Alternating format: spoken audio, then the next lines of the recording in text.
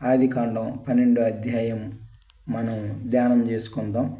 Already మనం నోవాహు యొక్క సంతానం గురించి, షేము, ఆము, యాపేతు గురించి మనం ఎంతో చక్కగానో నేర్చుకున్నాము.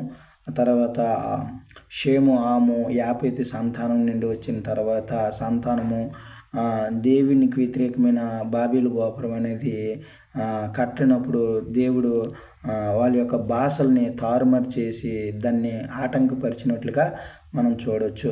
అయితే ఇక్కడ మనం గమనించుకున్నట్లయితే దేవుడు నమ్మి వెనక్కి వెళ్ళిన కుటుంబం నుంచి దేవాది దేవుడు అబ్రాముని పిలుస్తూ ఉన్నట్లుగా ఇక్కడ మనం గమనించాలి.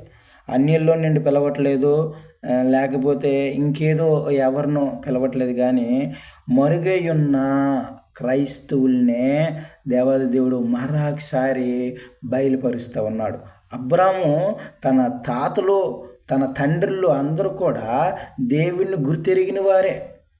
అబ్రాముకు తాతగారు నోవాహు దేవుణ్ణి ఎరిగినవాడే, దేవుణ్ణి తెలుసుకున్నవాడే, దేవుణ్ణి యందు నడిచినవాడే. అయితే షేము, ఆము, యాపేతు వాళ్ళ నుండి వచ్చిన సంతానము ఏమైందంటే వాళ్ళు సొంత ఆలోచన ప్రకారంగా దేవునికి వ్యతిరేకమైన ఆలోచన చేసి ఏం చేశారంటే దేవుడిని పక్కన పెట్టడం జరిగింది.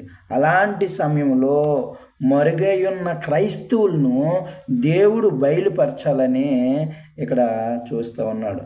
అందుకే దేవుడు అబ్రాముతో డైరెక్ట్ కనెక్ట్ అయ్యాడు. ఆ దేవాది దేవుడే స్వయంగా అబ్రాహాముతో సూటుగా తేటగా మాట్లాడుతూ ఉన్నాడు. అబ్రామా, నీవు లేచి నీ దేశము నుండి, నీ బంధువుల యొద్ద నుండి, నీ తండ్రి ఇంటి నుండి బయలుదేరి నేను నీకు చూపించే దేశమునికి వెళ్ళుము అంట ఉన్నాడు. నిజంగా అబ్రాహాముకి అర్థం అవట్లే ఎవరు పిలుస్తూ ఉన్నారో ఏంటి అని. అబ్రాము మరి తన తాత దగ్గర విన్నాడో, మరి తాత దగ్గర నేర్చుకున్నాడో మరేమో, కానీ దేవాది దేవుని గురించి, సత్యమును గురించి గుర్తెరిగిన వాడే. అందుకే ఈ జీవాధిపతి సర్వశక్తిగల దేవుడు మరుగై ఉన్న క్రైస్తవులను బయలుపరచాలని అబ్రాము ద్వారా ఏం ఏర్పాటు చేస్తూ ఉన్నాడంటే నీ దేశము నుండి, నీ దేశం ఇప్పుడు ఎలా తయారైందంట? పాపిష్టి దేశంగా తయారైంది, దేవునికి వ్యతిరేకమైన పనులు చేసే దేశంగా తయారైంది. అందుకే ఆ దేశము నుండి నీ బంధువుల యొద్ద నుండి, ఆ దేశంలో ఎవరు ఉన్నారు? అబ్రాము యొక్క బంధువులు ఉన్నారు. అబ్రాము యొక్క బంధువులు ఏం చేస్తూ ఉన్నారు? అబ్రాము కూడా అక్కడ విగ్రహాలు తయారు చేసి వ్యాపారం చేసుకుంటూ ఉన్నారు, ఇటుకలు తయారు చేస్తూ ఉన్నారు, రకరకాల అన్నీ కూడా చేస్తూ ఉన్నారు. అందుకే దేవుడు అంటా ఉన్నాడు, అబ్రామా, నీ దేశము నుండి, నీ బంధువుల యొద్ద నుండి, ముఖ్యంగా నీ తండ్రి ఇంటి నుండి. నీ తండ్రి ఇంటి కుటుంబం ఏమైందంటే దేవుడిని మరుగుపరిచేశారు. వాళ్ళు దేవుడిని ఆరాధించడం మర్చిపోయారు, దేవుడిని గణపరచడం మర్చిపోయారు, దేవుడిని మహింపరచడం మర్చిపోయారు. అనేక మందికి దీవెనగా ఉండడం నీ కుటుంబం మర్చిపోయింది. అందుకే నువ్వేం చేయాలంటే నీ తండ్రి ఇంటి నుండే నువ్వు బయలుదేరి నేను నీకు చూపించే దేశమునకు వెళ్ళుమని దేవుడు సెలవిస్తూ ఉన్నాడు. ఈరోజు మనం గమనించాలా, అబ్రామునే నీ దేశము నుండి, బంధువుల యొద్ద నుండి, నీ తండ్రిని యొద్ద నుండి ఎందుకు వెళ్ళిపోమన్నాడో దాని వివరణ ఎవరు ఇవ్వడం లేదు. ఏదో ఆదికాండం 12వ అధ్యాయంలో ఉన్నట్లుగా చెప్తా ఉన్నారే, కానీ దాంట్లో ఉన్న బ్యాక్గ్రౌండ్ స్టోరీని చెప్పట్లేదు ఎవరు కూడా. కానీ దేవుడు ఇవన్నీ నేను ధ్యానించినప్పుడు, లేకపోతే దీని గురించి ఆలోచన చేసినప్పుడు చాలా చక్కని విషయాలు దేవుడు నాకు బయలుపరుస్తూ ఉన్నాడు. ఎందుకంటే నిజంగా అబ్రాము ఎలాంటి స్థితిలో ఉన్నాడో, ఎలాంటి అయోమయం స్థితిలో ఉన్నాడో దేవుడు గమనించాడు.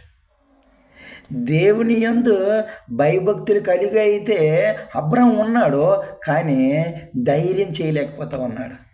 చాలామంది నిజమైన దేవుడు యేసుక్రీస్తు వారని తెలుసు, నిజమైన రక్షకుడు అని తెలుసు, ఆయనే సత్యము, ఆయనే మార్గం, ఆయనే జీవమని తెలుసు. కానీ సీక్రెట్ బిలీవర్గా, రహస్య క్రైస్తవుడిగా చాలామంది యవనస్తులు, చాలామంది కుటుంబంలో స్త్రీలు అలాగే బతుకుతూ ఉన్నారు. వాళ్ళనాలే తన దేవుడిని, నిజమైన దేవుడిని మరుగుపరుచుకుంటూ ఏదో బయటికి ఒకలాగా లోపలికి ఒకలాగా బతుకుతూ ఉన్నారు చాలామంది. రహస్య క్రైస్తవులు చాలామంది అలాగే బతుకుతూ ఉన్నారు. అంటే ఇక్కడ అబ్రాహాము కూడా తన జీవితం కూడా అలాగే ఉంది. రహస్య క్రైస్తవుడిగా, రహస్య భక్తుడిగా, భయభక్తులు కలిగిన వాడిగా జీవిస్తూ ఉన్నాడు. కానీ ఇక్కడ ఉన్న మనుషులు ఎవరు గమనించలేదు, కానీ ఆ దేవాది దేవుడు గమనిస్తూ ఉన్నాడు. ఎందుకంటే ఈ దేవాది దేవుడు సర్వశక్తి గల దేవుడు, సమస్తం ఎరిగిన దేవుడు, నీ హృదయాన్ని నా హృదయాన్ని ఎరిగిన దేవుడు ఆయన. అలాగే అబ్రాహాము హృదయాన్ని కూడా ఎరిగాడు. అందుకనే అబ్రాహాముని పిలుస్తూ ఉన్నాడు, అబ్రామా నీవు లేచి నీ దేశము నుండి, నీ బంధువుల యొద్ద నుండి, నీ తండ్రి ఇంటి నుండి బయలుదేరు, నేను ఒక దేశమును చూపిస్తాను, అక్కడికి వెళ్ళంటా ఉన్నాడు. నేను చూపించే దేశమునికి వెళ్ళు. ఆ దేశం పేరు చెప్పలే, ఎక్కడికి వెళ్ళాలో చెప్పలే, నీ దేశానికి వెళ్ళన్నాడు అంతే. మళ్ళీ దేవుడు ఏమంటా ఉన్నాడు, వెంటనే 7 ఆశీర్వాదాల గురించి చెప్తా ఉన్నాడు. 7 ఆశీర్వాదాలు. నేను చెప్పినట్లుగా నువ్వు చేస్తే, నా మాటికి నువ్వు లోబడితే, నా పిలుపుకి నువ్వు అంగీకరిస్తే నిన్ను 7 రకాలుగా ఈ లోకంలో దీవించబోతా ఉన్నాను అని. నిన్ను గొప్ప జనంగా చేయబోతా ఉన్నాను, నిన్ను ఆశీర్వదిస్తాను, నీ నామాన్ని గొప్ప చేస్తాను, అనేకులకి దీవెనగా మారుస్తాను, నిన్ను ఆశీర్వదించే వారిని దీవిస్తాను, నిన్ను శపించేవారిని, నిన్ను దూషించేవారిని ఏం చేస్తానట, శపిస్తాను. భూమి మీద సమస్త మనుషులు నా ఆత్మీయ తండ్రి అబ్రాహాము అని చెప్పుకునేలాగా నిన్ను ఈ సంపూర్ణమైన దీవెనలు, 7 దీవెనలు నీ జీవితంలో నేను చేయడానికి ఇష్టపడుతూ ఉన్నాను అంటూ ఉన్నాడు. నిజంగా అబ్రాహాము దేవుని పిలుపుకి, దేవుని మాటకి లోబడితే ఖచ్చితంగా దేవాది దేవుడు సంపూర్ణంగా అబ్రాహాము దేవుడు దీవించడానికి ఇష్టపడుతూ ఉన్నాడు. అబ్రాహాము దేవుని మాటకి లోబడ్డనేది ఇక్కడ మనం అర్థం చేసుకోవాలి. ఆనాడు అబ్రాహామునే కాదు, ఈరోజు ఈ లోకంలో మనల్ని కూడా పిలుస్తూ ఉన్నాడు. అబ్రాహాముని ఏ రీతిగా పిలుస్తూ ఉన్నాడో అదే రీతిగా సూటిగా తేటగా మనల్ని పిలుస్తూ ఉన్నాడో. ఒకప్పుడు మనం క్రైస్తవులమే, ఒకప్పుడు మన తల్లిదండ్రులు దేవుడు నమ్ముకున్నవారే, ఒకప్పుడు మన తాతలు, మన పితరులు దేవుడు నమ్ముకున్నవారే. కానీ రోజులు ముందుకెళ్ళే కొలది, సంవత్సరాలు పెరిగే కొలది మనం దేవుడిని మహింపరచడం మర్చిపోయాము, మనం దేవుడిని ఆరాధించడం మర్చిపోయాము, దేవుడిని సహవాసంలో ఉండడం మర్చిపోయాము. అయితే దేవుడు మరొకసారి జ్ఞాపకం చేస్తూ ఉన్నాడు, నీ తాతలు, మీ తల్లిదండ్రులు ఒకప్పుడు నన్ను మహింపరిచేవారు, నువ్వు కూడా నేను ఈరోజు నిన్ను పిలుస్తూ ఉన్నాను, పేరు పెట్టి నేను పిలుస్తూ ఉన్నాను, నువ్వు మరుగై ఉన్నావు, నువ్వు దేవుడిని నమ్మిన వాడివే, రహస్య క్రైస్తవుడిగా, సీక్రెట్ బిలీవర్గా ఉంటా ఉన్నావు. అయితే నిన్ను ఈరోజు నేను పిలుస్తూ ఉన్నాను, నా యొద్దకు రావడానికి నువ్వు ఇష్టపడతా ఉన్నావా? అబ్రాహాముని సంపూర్ణ దీవెనలతో, 7 దీవెనలతో, 7 ఆశీర్వాదాలతో దీవించినట్లుగా నిన్ను దీవించబోతా ఉన్నాను. అయితే మరుగై ఉన్న నీ ఆత్మ జీవితాన్ని, మరుగై ఉన్న దేవుని యందు భయభక్తులు గల జీవితాన్ని నువ్వు బయటికి రా. నువ్వు లేచి నీ దేశము నుండి, నీ గ్రామం నుండి, నీ బంధువుల యొద్ద నుండి, నీ కుటుంబం నుండి బయటికి రా. నీ పాపిష్టి జీవితం నుండి, నీ వ్యభిచార జీవితం నుండి, నీ దొంగతనం జీవితం నుండి, నీ ఉద్యోగం నుండి, నువ్వు రహస్యంగా జీవిస్తున్న ఆ క్రైస్తవ భక్తిలో నుండి నువ్వు బయటికి రా అని దేవుడు నిన్ను బయలుగా, పబ్లిక్గా దేవుడు పిలుస్తూ ఉన్నాడు. నువ్వు ఉన్న స్థితిలో నుండే నువ్వు బయటికి రా. ఎందుకంటే నువ్వు ఈ లోకంలో నువ్వు ఎలా ఒప్పుకుంటే పరలోకంలో నేను అలా ఒప్పుకుంటున్నాను. ఈయన నా దేవుడు, నా రక్షకుడని నువ్వు ఒప్పుకుంటే పరలోకంలో కూడా ఈయన నా కుమారుడని నేను ఒప్పుకుంటాను. ఈరోజు నువ్వు రహస్యంగా అమ్మో నాకు పెళ్ళి అవుతుందో అవదో, నాకు ఉద్యోగం వస్తుందో రాదో, పబ్లిక్గా దేవాది దేవుడు ఈయన నా రక్షకుడు, నా దేవుడు ఏసై, నా దేవుడు యేసుక్రీస్తే నా ప్రభువు అని ఒప్పుకుంటే వెలవేస్తారేమో, దూషిస్తారేమో, వేలం చేస్తారేమో, నా మీద అల్లులు అని జోకులు వేసుకుంటారేమో అని నువ్వు రహస్యంగా బతికితే నిజంగా నువ్వు మేలులు పొందలేవు. అబ్రాహాము పొందిన ఆశీర్వాదాలు నీ జీవితంలో రమ్మన్న రావు. అయితే ఈరోజు పేరు పెట్టి పిలుస్తూ ఉన్నాడు, మరుగై ఉన్న నిన్ను పిలుస్తూ ఉన్నాడు, మరుగై ఉన్న మనల్ని పిలుస్తూ ఉన్నారు. రహస్యంగా జీవిస్తున్న, రహస్య క్రైస్తవులుగా జీవిస్తున్న మనల్ని, రహస్యంగా భయభక్తులతో జీవిస్తున్న మనల్ని ఈరోజు బయలు కమ్మంటూ ఉన్నాడు. పబ్లిక్ క్రైస్తవుడిగా, రోషం కలిగిన క్రైస్తవుడిగా బయలుకి రమ్మంటూ ఉన్నాడు. అబ్రాహాం పిలుస్తూ ఉన్నాడు. అబ్రాహాం కూడా రహస్య క్రైస్తవుడిగా ఉన్నాడు, సీక్రెట్ బిలీవర్గా ఉంటా ఉన్నాడు, సీక్రెట్గా దేవుని యందు భయభక్తులు కలిగిన వాడిగా జీవిస్తూ ఉన్నాడు. అబ్రాహాంని దేవుడు పిలుస్తూ ఉన్నాడు, అబ్రాహాం నువ్వు పబ్లిక్ క్రిస్టియన్గా ఉండాలి, నీ వలన ఒక రివైవల్ రావాలి. మన వల్ల ఎంతో ఉపయోగం ఉంది దేవునికి, మనతో ఎంతో పని ఉంది దేవునికి. కానీ మనం ఎలాగుంటా ఉన్నాం, మన వల్ల ఎన్నో ఆత్మలు ఆగిపోతూ ఉన్నాయి, మన వల్ల ఎన్నో ఆత్మలు రహస్యంగా ఉండిపోతూ ఉన్నాయి, మన వల్ల ఎన్నో ఆత్మలు నశించిపోతూ ఉన్నాయి, మన వల్ల ఎన్నో ఆత్మలు సంఘంలో నుండి వెళ్ళిపోతూ ఉన్నాయి. అందుకని ఈరోజు అంటా ఉన్నాడు, రహస్యంగా ఉన్న క్రైస్తవుడా, రహస్యంగా ఉంటున్న భయభక్తులు కలిగిన క్రైస్తవుడా, నువ్వు బయటికి రా. రోషం కలిగి దేవుడు అన్యుడిగా జీవిస్తున్న నీవు బయటికి రా. పాపంలో ఉన్న నువ్వు బయటికి రా. శాపంలో ఉన్న నీవు బయటికి రమ్మని దేవుడు కోరుతూ ఉన్నాడు. నువ్వు ఉద్యోగం చేస్తూ నువ్వు రహస్యంగా ఉన్నావేమో, నువ్వు ఉన్న స్థితిలోనే నువ్వు రహస్యుడిగా సీక్రెట్ బిలీవర్గా ఉన్నావేమో. అయితే దేవునికి తిరుగుబాటు చేసేవాడిగా, రహస్యంగా దేవుడిని నీ హృదయంలో అంగీకరించిన వాడిగా ఉన్నావేమో. బాప్తిసం తీసుకొని నువ్వు ఏరో గ్రామంలో ఉన్నానని, సిటీలో ఉన్నావని రకరకాల పాపంలో మూలిగి ఉన్నావేమో. దేవుడు ఈరోజు నేను పిలుస్తూ ఉన్నాడు, పలుమార్లు పిలుస్తూ ఉన్నాడు, పలు రకాలుగా పిలుస్తూ ఉన్నాడు. దేవుడు నిజంగా పాటల ద్వారా పిలుస్తూ ఉన్నాడు, వాక్యం ద్వారా నేను పిలుస్తూ ఉన్నాడు, హృదయ ప్రేరేపణ ద్వారా నేను పిలుస్తూ ఉన్నాడు. రకరకాలుగా పలుమారులుగా పదే పదే దేవాది దేవుడు నేను పిలుస్తూ ఉన్నాడు. నువ్వేం చేస్తూ ఉన్నావు? కోడి పేక పిచ్చుకున్నట్లుగా నువ్వేం చేస్తావు? నీ ఆత్మ ప్రేరేపిస్తే పిచ్చికేస్తూ ఉన్నావు. అది ఎప్పటికైనా ప్రమాదమే. అందుకే అబ్రాహాముతో సూటిగా తేటగా మాట్లాడుతూ ఉన్నాడు, అబ్రామా నీ దేశము నుండి, నీ బంధువుల యొద్ద నుండి, నీ తండ్రి ఇంటి నుండి బయలుదేరు. ఫస్ట్ చేయవలసింది అది. ఎందుకంటే నువ్వు ఉన్నావు దేవుని యందు భయభక్తులు కలిగిన వ్యక్తి రహస్యంగా ఉండడానికి ఎంత మాత్రం వీలు లేదు. మరుగై ఉండటం దేవునికి అసలు ఇష్టం ఉండదు. నువ్వు రోషం కలిగి జీవించాలి. ఎందుకంటే ఆనాడు షద్రకు, మెషకు, అబేద్నెగోలు ఈ విగ్రహాన్ని మాత్రమే అందరూ సేవించాలని రాజ ఆజ్ఞ శాసనం అయ్యింది. కానీ అక్కడ అంటా ఉన్నారు, అందరూ భయపడి, అందరూ రహస్య క్రైస్తవులుగా, రహస్య విశ్వాసులుగా అందరూ కూడా సాగిలిపడి నమస్కారం చేస్తూ ఉన్నారు. షద్రకు, మెషకు, అబేద్నెగోలు అలా కాదు. మేము సేవించే దేవుడు మా దేవుడు, ఆయన తప్ప మరో దేవుడి లోకంలో లేరనే రోషం కలిగి అక్కడ నిలబడ్డారు. దేవుడిని పిలుపుకి నిలబడ్డారు. మిమ్మల్ని అగ్నిలో వేసి కాల్చేస్తా, రాజా మమ్మల్ని కాల్చినా, మమ్మల్ని చంపినా సరే మా దేవుడనే పబ్లిక్ బిలీవర్గా, పబ్లిక్ క్రైస్తవులుగా వాళ్ళు బయలుపడ్డారు.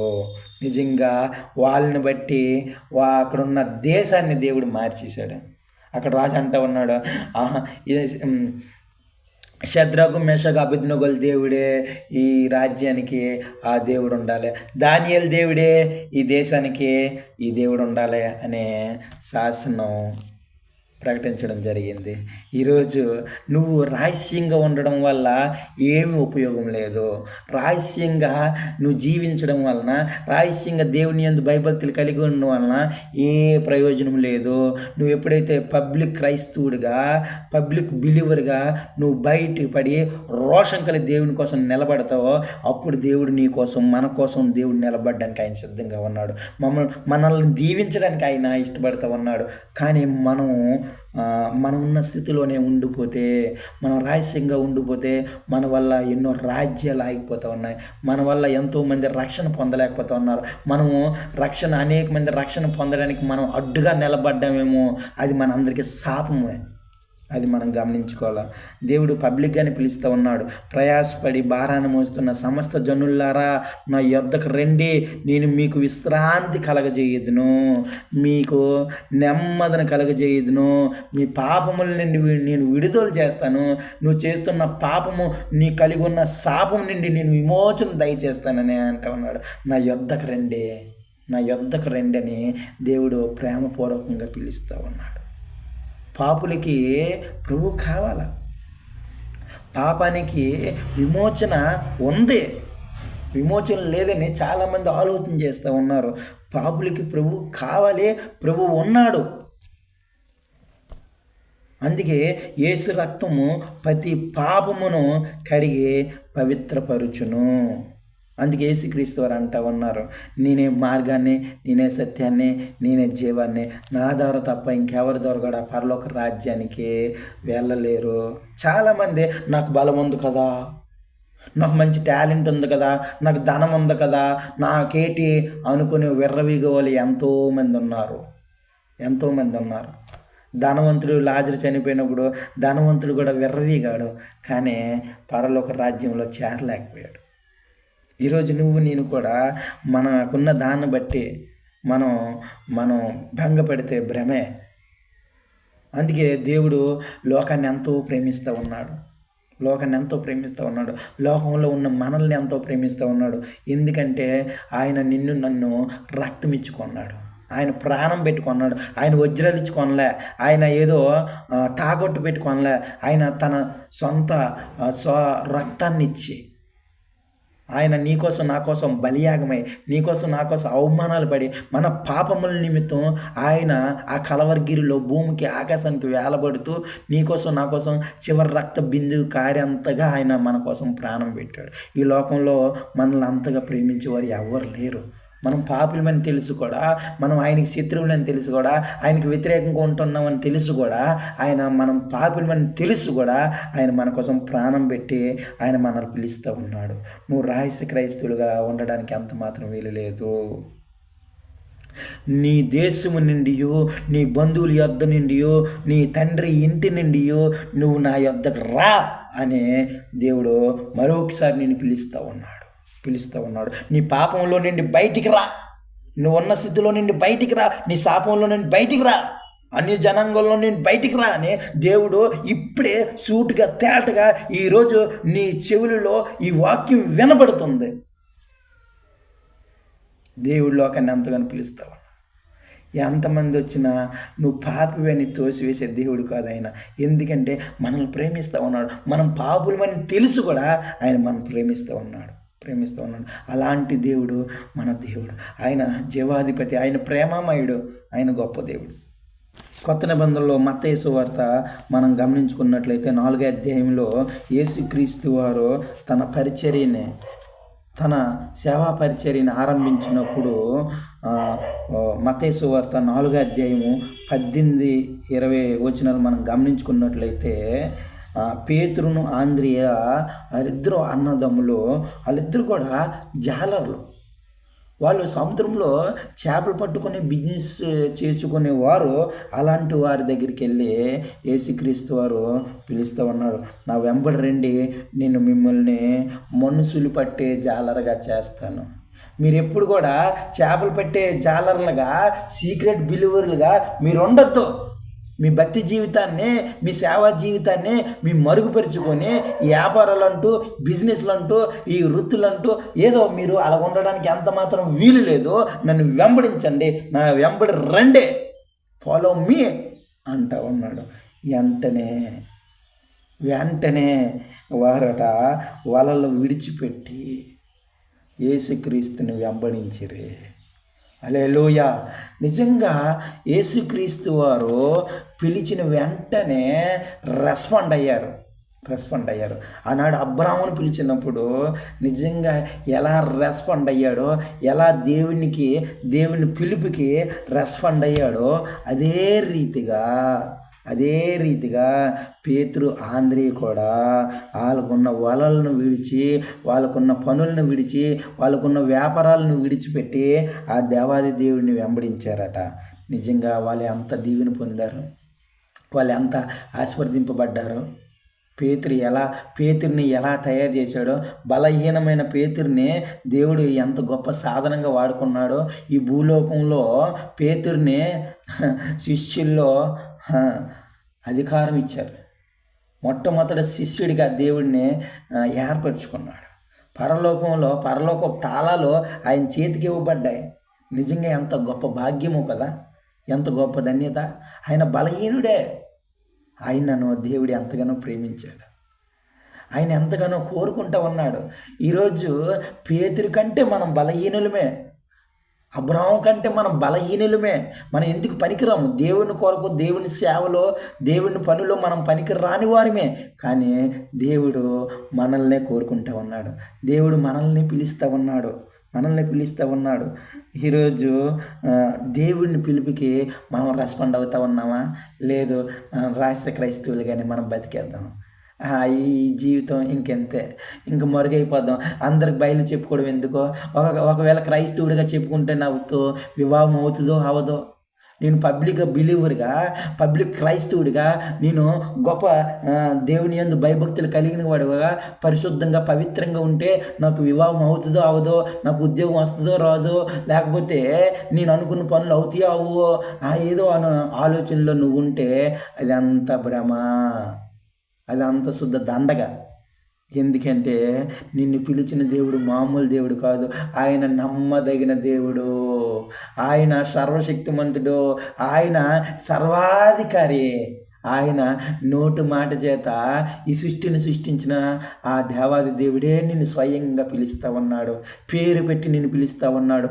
రహస్య క్రైస్తవుడిగా నువ్వు ఉంటా ఉన్నావేమో, అబ్రహాములాగా రహస్య క్రైస్తవుడిగా దేవుని యందు భయభక్తులు కలిగి నువ్వు మరుగైపోయి, నాకు అవసరం లేదులే, ఇప్పుడు వద్దులే, ఆ తర్వాత ఇప్పుడైనా చూసుకుందాంలే, ఆ తర్వాత దేవుని యందు భయభక్తులు చేద్దాంలే, ఆ తర్వాత ఆరాధన చేద్దాంలే, ఆ తర్వాత చర్చికి వెళ్దాంలే, ఆ తర్వాత దేవుణ్ణి గొప్ప చేద్దాంలే అనుకుంటా ఉన్నావేమో.